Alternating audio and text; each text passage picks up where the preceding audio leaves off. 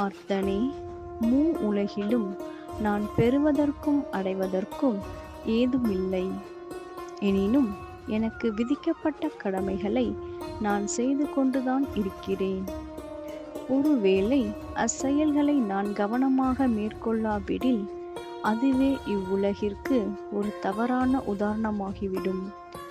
மக்களும் அதையே பின்பற்ற முயல்வர். ஒரு ஞானி தனக்கு விதிக்கப்பட்ட கடமைகளை எந்த பற்றுதலும் இல்லாமலே செயலாற்றுவார். அவர் தமது செயலின் மூலமாக மற்றவருக்கு முன் உதாரணமாகவே விளங்குவார். பார்த்தா, நீயும் இவ்வுலகிற்கு முன் உதாரணமாக பற்றுதல் இன்றி போரினை மேற்கொள்வாயாக. I'm so impressed by this line. உலகிலும் நான் பெறுவதற்கும் அடைவதற்கும் ஏதுமில்லை. எனினும் எனக்கு விதிக்கப்பட்ட கடமைகளை நான் செய்து கொண்டுதான் இருக்கிறேன். எனக்கு பெருசா அப்படி ஒன்றும் இம்ப்ரெஸ் ஆகல. ஃபர்ஸ்ட் என்னால அந்த லைனை அப்படியே கடக்க முடியல. அதுக்குள்ள ரொம்ப ஆழமா ஒரு விஷயம் இருக்கிற மாதிரி இருக்கு. என்னம்மா இவ்வளோ ஃபீல் பண்ணுறீங்க? ஏதோ எமோஷ்னலாக பேசுகிற மாதிரி இருக்கே. மனசை ரொம்ப டச் பண்ணிடுச்சு. அப்படியே அந்த ஃபீலிங்ஸை எனக்கு கொஞ்சம் கொட்டுங்க. எனக்கும் புரியுதா பார்ப்போம். நீ ஏன் படிக்கிற? நல்லா படிச்சு உனக்கு பிடிச்ச ஒரு ப்ரொஃபஷனை செலக்ட் பண்ணி அதை நல்லா கற்றுக்கிட்டு அதில் வேலை செய்ய சம்பாதிக்க அப்படின்னு போயிட்டே இருக்கும். ஓ, அங்கே சுற்றி இங்கே சுற்றி கடைசியில் என்கிட்ட தான் வரீங்களா? இதுக்கு தான் இவ்வளோ ஃபீலிங்கா? இல்லைம்மா, அதே மாதிரி ஒருத்தர் செய்கிற எல்லா வேலைக்கு பின்னாடியும் ஏதோ ஒரு சுயநலம் இருக்கும். நம்மோட தேவையை பூர்த்தி செய்கிறதுக்காகவும் இருக்கும். ஆமாம், எல்லாருமே ஆனால் அப்படி தானே. இப்போ நான் மட்டும் இல்லைல்ல, எந்த ப்ரொஃபஷனில் வேலை செய்கிறவங்களா இருந்தாலும், இல்லை பிஸ்னஸ் பண்ணுறவங்களா இருந்தாலும், ஏன் நம்ம வீட்லேயே வேலை செய்கிறதா இருந்தாலும், நம்மளோட தேவைக்காக தானே நம்ம அந்தந்த வேலையை செய்கிறோம். கடவுளுக்கு என்ன தேவை இருக்கு? இது ஒரு நல்ல கேள்வி. கடவுளுக்கு கடவுளுக்கு ஒன்றும் தேவையில்லை தான். இல்லைல்ல, ஆனாலும் அவர் ஏன் அவ்வளோ மெனக்கெடணும் நமக்காக?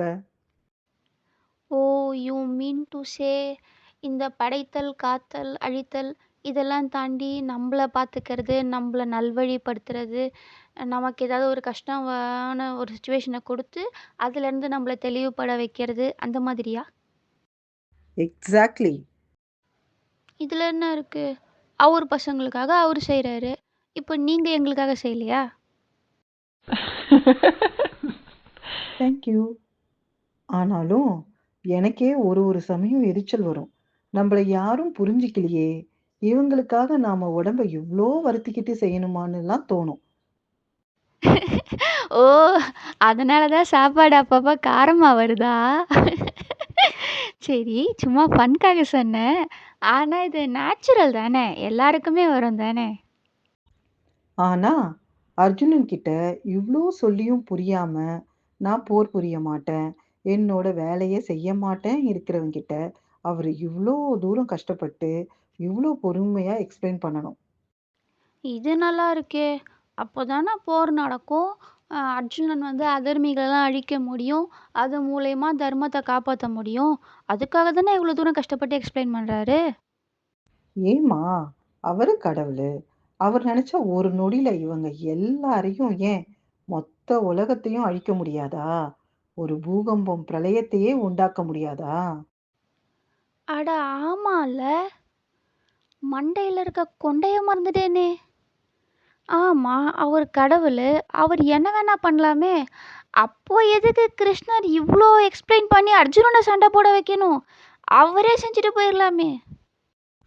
அதுல தான் கடவுளோட அன்பு என்னை ரொம்ப இம்ப்ரெஸ் பண்ணுது. அவர் நினைச்சா இதெல்லாம் கால் தூசி. ஆனா அத அவர் செய்யாம அர்ஜுனனை செய்ய வச்சு அவனை ஹீரோவா ஆக்குறார் பாத்தியா?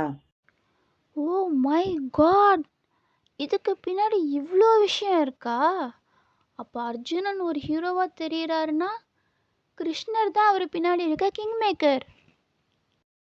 கொஞ்சம் யோசிச்சு பார்த்தா நாம எல்லாருமே அர்ஜுன மாதிரி தான் இருக்கோம். இந்த கம்பேரிசன் எனக்கு புரியலையே. நாம் என்ன பண்ணோம்? கிருஷ்ணர் அர்ஜுனன் கிட்ட சொன்னார், அதை அவர் இப்போ வரைக்கும் கேட்கல. ஆனால் நம்ம கிட்ட கடவுள் என்ன சொன்னார்? நாம் என்ன கேட்காம போனோம்? இது கலியுகம். கடவுள் டைரக்டா நேர்ல வந்துலாம் சொல்ல மாட்டாங்க. நமக்கு ஏதோ ஒரு சிச்சுவேஷனை கொடுத்து, முடிஞ்சா கூட யாரையோ ஹெல்ப்புக்கு அனுப்பி தான் சொல்லுவாரு. நாம தான் புரிஞ்சிக்க மாட்றோம். Highly complicated. சுத்தமாக புரியல. கலியுகன்றீங்க, கடவுள் டைரெக்டாக வரமாட்டாருங்கிறீங்க, ஏதோ சுச்சுவேஷன் கொடுப்பாருன்றீங்க. ஒன்றுமே புரியலம்மா. இப்போ நீ கடவுள்கிட்ட நல்லா எக்ஸாம் எழுதணும், மார்க் எடுக்கணும்னு கேட்டா, கடவுள் வந்து உனக்காக எக்ஸாம் எழுத மாட்டாரு. உனக்கு நல்லா படிக்கிற மாதிரி, சொல்லிக் குடுக்குற மாதிரி ஒரு சிச்சுவேஷனை உருவாக்குவாரு. நாம அத புரிஞ்சுக்கிட்டு, அந்த சிச்சுவேஷனை யுட்டிலைஸ் பண்ணிப்போமா? மாட்டோம். பணம் வேணும்னு கேட்போம். கடவுள் பணத்தையா பார்சல் பண்ணி அனுப்புவாரு? ஏதோ ஒரு வகையில நம்ம வீட்ல யாருக்காச்சும் நல்ல வேலையோ, பிசினஸ் பண்ற ஆப்பர்ச்சுனிட்டி கொடுப்பாரு.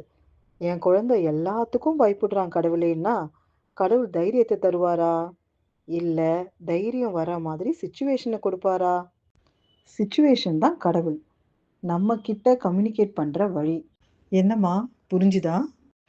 ம் அப்போது நம்ம இது கடவுள் கொடுத்த சுச்சுவேஷன்னு, அவர் நம்ம கூட தான் இருக்காருன்னு தைரியமாக நம்பிக்கையாக அந்த வேலையை செய்யணும். கரெக்டா? ஆனா நாம என்ன பண்றோம்? இந்த அர்ஜுனன் மாதிரி, நான் ஏன் இவ்ளோ கஷ்டப்படுறேன்? நான் ஏன் இத செய்யணும்னு 1000 கேள்வி கேட்போம். இல்ல, நம்மளால தான் இந்த விஷயம் நடக்குது. நாம இல்லைன்னா யாராலையும் செய்ய முடியாதுன்னு ஓவர் கான்ஃபிடென்ஸ்ல, அகங்காரத்துல சுத்துவோம். பா, என் கன்னத்தில் யாரோ பலார்னு அரைஞ்ச மாதிரி இருக்குமா. நீ இதை ரியலைஸ் பண்ணிட்டேன்னு அர்த்தம். உண்மையில நாம செய்யற 1000 வேலைய கடவுளால ஒரு நொடியில செய்ய முடியும். கடவுளுக்கு பெறுவதற்கோ அடைவதற்கோ ஏதுமில்லை. அவருக்கு என்ன தலையெழுத்து? அர்ஜுனனுக்கு அவ்வளோ மெனக்கட்டு எக்ஸ்பிளைன் பண்ணி போர் செய்ய வைக்கணும்னு, நமக்கெல்லாம் பக்கத்திலேயே இருந்து நம்மளை தாங்கி பிடிக்கணும்னு, இது எல்லாமே அவர் நம்ம மேல வச்சிருக்க அன்பால தான். அந்த அன்பு தான் கடவுள். அன்பே சிவம். நாம அதை புரிஞ்சுக்காம சுயநலமா இல்ல சின்ன பிள்ளைத்தனமா நடந்துக்கிறோம்.